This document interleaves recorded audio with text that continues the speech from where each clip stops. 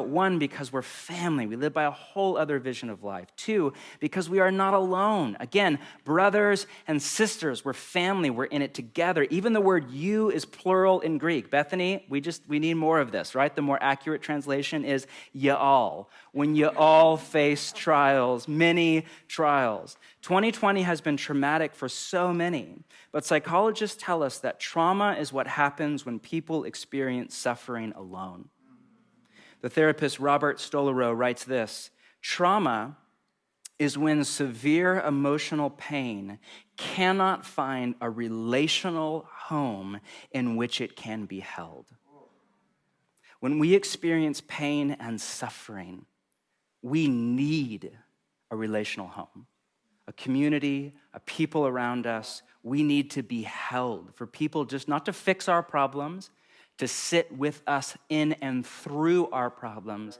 We don't need a pep talk. We don't need a list of to-dos. I mean, well, some of us do, but what we need at a core level is to be held by one another in love as family. Years ago, the social psychologist James Pennebaker conducted the first ever large-scale study of trauma survivors.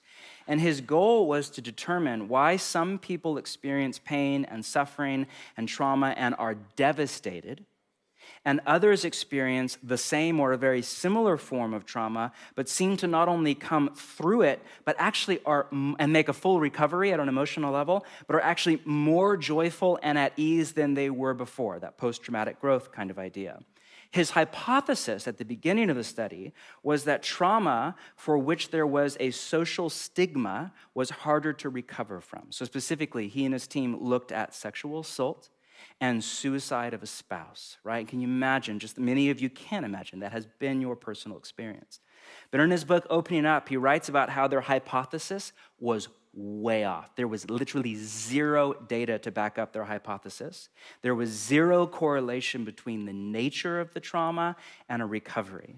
The number one factor in recovery was whether or not a person had a family or a friend or some kind of a support group to talk about and process their pain with. It's that simple. There's no ninja rocket science stuff. Did you have somebody, a relational home, somebody to hold you?